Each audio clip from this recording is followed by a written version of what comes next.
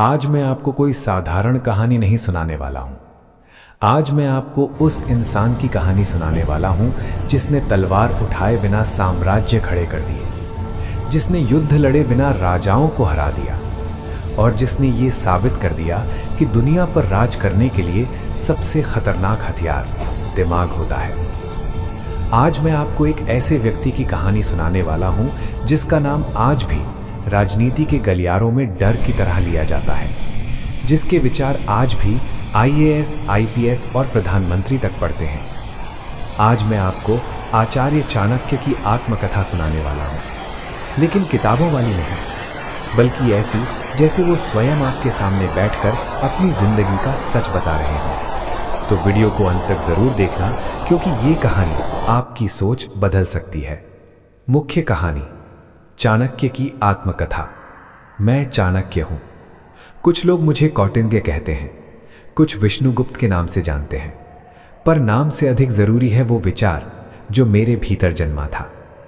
मैं सुंदर नहीं था, मेरे कपड़े साधारण थे, मेरे दांत टेढ़े थे, पर मेरी एक कमी कभी नहीं थी, सोचने की शक्ति। मैं बचपन से ही समझ गया था कि दुनिया में दो तरह के लोग होते हैं, एक जो सत्ता में बैठते हैं और दूसरे जो सत्ता को चलाते हैं।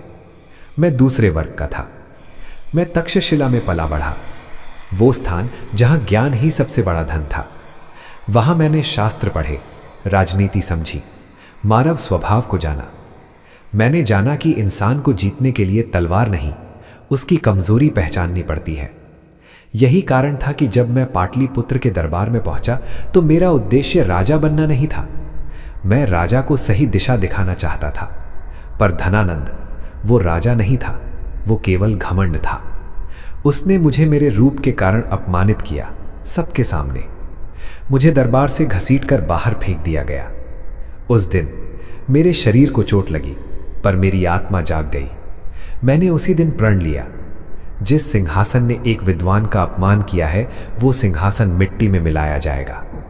मैंने बदला नहीं चुना, मैंने रणनीति चुनी, क्योंकि बदला पल भर का सुकून देता है, पर रणनीति पीढ़ियां बदल देती है। मैंने एक ऐसे व्यक्ति की तलाश शुरू की जो केवल राजा ना बने, बल्कि राष्ट्र का निर्माण करे।